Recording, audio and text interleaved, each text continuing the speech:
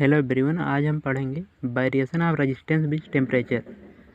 आज हम पढ़ेंगे कि रजिस्टर होता है, रेजिस्टेंस की वैल्यू वो टेम्परेचर के साथ इंक्रीज क्यों करती है।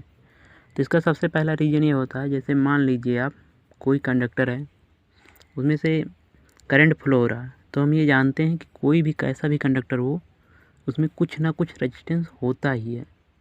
अगर उसमें तनिक भी रेजिस्टेंस है तो उसमें हीट प्रोड्यूस होगी ही, क्योंकि रेजिस्टेंस होता है कैसा भी हो कंडक्टर हो। जो आपका ये कॉपर का वायर होता है इसमें भी रेजिस्टेंस होता है कुछ ना कुछ, तो इसलिए इसमें भी हीट प्रोड्यूस होता है। और जब हीट प्रोड्यूस होता है तो जो इसके एटम होते हैं वायर के, कॉपर के एटम जो होते हैं, ये फोर्स ऑफ अट्रैक्शन जो इनके बीच में होता है वो कम हो जाता है। ये दूर दूर भागने की कोशिश करते हैं क्योंकि एनर्जी पाते हैं। और अगर ये दूर भागने की कोशिश करते हैं तो जो इसका लेंथ होता है वो बढ़ जाता है। और अगर इसका लेंथ बढ़ जाता है तो ओम्स लॉ के अकॉर्डिंग इसका रेजिस्टेंस बढ़ जाता है। यही बेसिक सा फंडा होता है कि रेजिस्टेंस क्यों बढ़ता है टेम्परेचर के इंक्रीज होने में। तो आइए हम स्टार्ट करते हैं। सबसे पहले इसमें एक टर्म डिफाइन करते हैं, अल्फ़ा। तो अल्फ़ा जो होता है वो टेम्परेचर कॉफिशिएंट ऑफ रेजिस्टेंस होता है। अल्फ़ा ये आप लीनियर एक्सपेंशन जो होता है आप उसको मत लीजिएगा यहाँ पे, ये टेम्परेचर कॉफिशिएंट ऑफ रेजिस्टेंस होता है। बाकी नॉर्मली सब उससे एक दूसरे से जुड़ा हुआ है, लेकिन यहाँ जो इसको डिफाइन करते हैं वो करते हैं टेम्परेचर कॉफिशिएंट ऑफ रेजिस्टेंस। जैसे मान लीजिए डी आर रेजिस्टेंस जो है, कोई बहुत छोटा सा रेजिस्टेंस है, वो डायरेक्टली प्रोपोर्शनल होता है डी टी। अभी मैंने आपको बताया कि टेम्परेचर इंक्रीज करेगा उसका रेजिस्टेंस बढ़ेगा, क्योंकि उसके एटम के बीच का जो सेपरेशन वो इंक्रीज करेगा। इंक्रीज हो तो लेंथ इंक्रीज हो जाएगा, अगर लेंथ इंक्रीज होगा तो रेजिस्टेंस इंक्रीज होगा। और ये डायरेक्टली प्रोपोर्शनल टू होता है लेंथ ऑफ कंडक्टर की।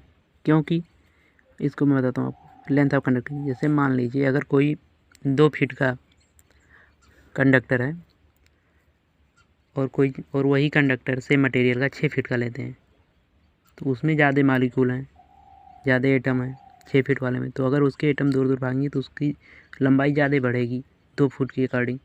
इसीलिए उसके इनिशियल लेंथ के भी उसके डायरेक्टली प्रोपोर्शनल होता है। अगर इसको हम दोनों को अरेंज करें तो d R directly proportional to d T into R हो जाता है।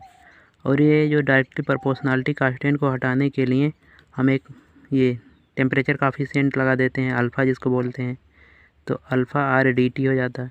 और जब हम इसको अरेंज करेंगे तो alpha is equal to d R by R d T हो जाता है। इसको हम एक दूसरे तरीके से भी सॉल्व करते हैं, आप ऐसे देख सकते हैं। एक तरीका तो ये होगा इसको कैसे ही आया, दूसरा तरीका इसको ऐसे भी मानते हैं, अल्फ़ा को मानते हैं फ्रैक्शनल चेंज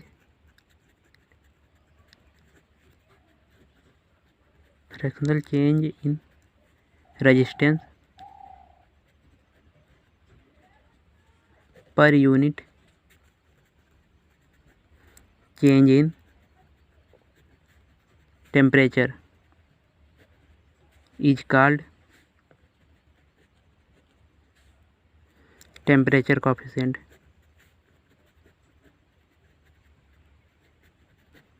रेजिस्टेंस,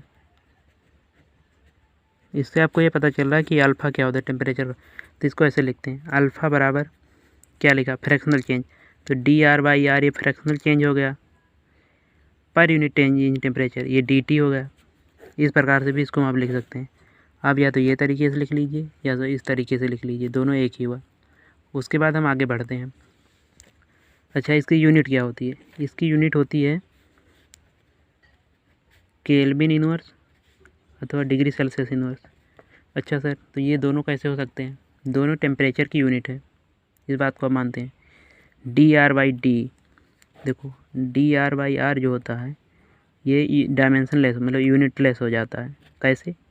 इसका भी रेजिस्टेंस का यूनिट ओम, इसका भी ओम, तो ये कट जाएगा। ओनली 1/T का यूनिट अब बचेगा करने के लिए हमको। ये 1/T का यूनिट होता है, ये टेम्परेचर का क्या होता है, केल्विन इनवर्स, अगर ये केल्विन अथवा डिग्री सेल्सियस, तो ऊपर ले जाएंगे तो ये इनवर्स में आ जाएगा। इस बात समझ। अब मैं बताता हूँ ये कैसे, ये डिफरेंस है, dt क्या चीज़ है, dt जो है वो डिफरेंस है।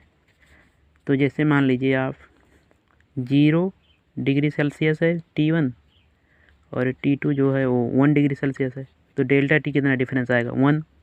और अगर आप मान लीजिए 272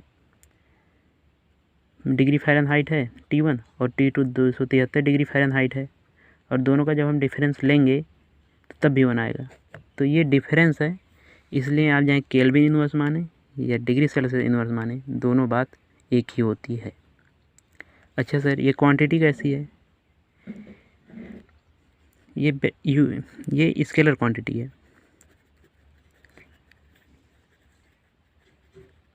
ये स्केलर क्वांटिटी है। अच्छा, अब जैसे मान लीजिए हम अल्फ़ा ऐसे लिखते हैं, इफ़ दोनों का जो मैग्नीट्यूड का मतलब होगा सेम होगा। जैसे ऐसे लिखा है अल्फ़ा बराबर 0.012 केल्विन इनवर्स और alpha equal to 0.012 degree Celsius inverse. ये दोनों एक ही मतलब हुआ, इससे कोई फ़र्क नहीं पड़ता, आप किसी में भी दिया रहे। ठीक, इसलिए मैंने आपको पहले समझाया दोनों डिफरेंस है। अब चाहे आप 0 डिग्री सेल्सियस और 1 डिग्री सेल्सियस का डिफरेंस लेंगे तो भी 1 आएगा। आप 272 फ़ारेनहाइट और 273 फ़ारेनहाइट का डिफरेंस लेंगे तो भी 1 आएगा। अब चाहे आप उसको केल्विन में लिखें या उसमें लिखें, सॉरी मैं वो फ़ारेनहाइट बोल रहा हूँ, केल्विन होगा। चाहे आप 273 केल्विन का लें और चाहे 273 और 272 केल्विन का डिफरेंस लेंगे तो भी वही आएगा, और 1 और 0 डिग्री सेल्सियस का वो लेंगे तो भी उतना आएगा डिफरेंस। अच्छा, अल्फ़ा वेरिएबल भी हो सकता है, लेकिन हम पहला केस मान सकते हैं अल्फ़ा इक्वल टू कांस्टेंट। अगर हम मान लेते हैं अल्फ़ा कांस्टेंट है। अच्छा, अगर अल्फ़ा कांस्टेंट है तो हम इसको ऐसे लिखेंगे, अरेंज जब हम करेंगे तो ये ऐसे हो जाएगा dr/r * अल्फ़ा dt। अच्छा, इंटीग्रेट हम कर देते हैं।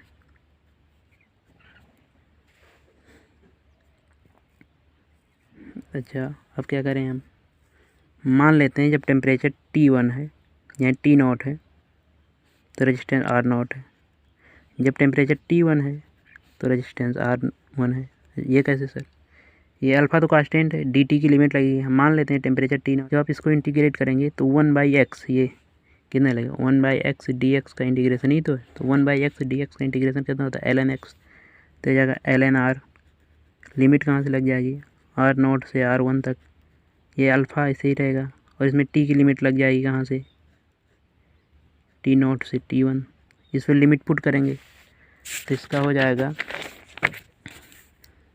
ln R1 minus ln R0 हो जाएगा, बराबर क्या हो जाएगा, उसके बाद t की लिमिट लगी थी, अल्फ़ा था तो T1 माइनस T0 इनिशियल, यही हुआ, इसमें कोई दिक्कत नहीं। अब आप जानते हैं log a minus log b जो होता है ये log a/b होता है। अब इसको हम लिख देंगे ln R1/R0, इसके बाद अल्फ़ा T1 माइनस T0। ठीक, अब इसको हम एंटी लॉग ले लेते हैं। जब इसको आप एंटी लॉग लेंगे तो ये ऐसे हो जाएगा R1/R0 बराबर e⁻ alpha T1 minus T0। इस प्रकार से ये हो जाएगा। इसको आगे सॉल्व करेंगे, R1 बराबर R0 e⁻ alpha T1 minus T0। ये आपका पूरा फार्मूला ड्राइव हो गया। अच्छा, उसके बाद आप क्या करें, ये आपका फार्मूला ड्राइव हो गया। अगर मान लीजिए जैसे अगर अल्फ़ा की वैल्यू स्मॉल है, alpha is very small, alpha बहुत छोटा है। अगर alpha into T1 minus T0 की जो वैल्यू है वो बहुत बहुत कम है, 1 से बहुत ही ज़्यादा कम है, वो 3 बार लगा दें, लेस देन।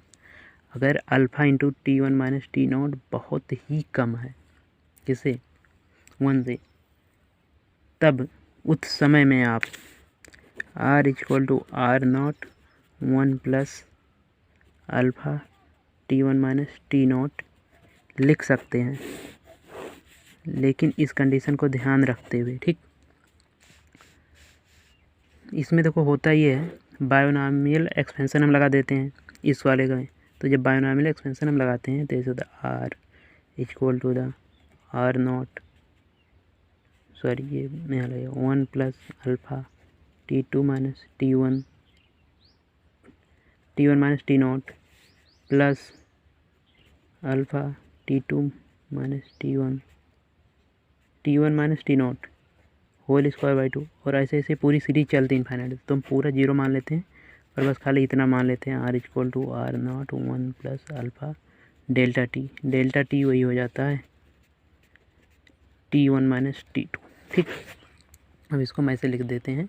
इसको आपको समझने को जरूरत है, बस आप इतना समझ लीजिए। अगर ये बहुत कम रहेगा, लेकिन इस बात को दें अल्फ़ा की वैल्यू स्मॉल है, बहुत कम है, और अल्फ़ा T1 मतलब अगर अल्फ़ा की वैल्यू खाली बहुत कम है तो आप नहीं लगा सकते। ये टेम्परेचर पे भी डिपेंड करता है। ठीक भाई, इसलिए ये आप पहले चेक कर लेंगे कि क्या है क्या नहीं है। और अगर मान लीजिए दूसरा केस, अगर अल्फ़ा इक्वल टू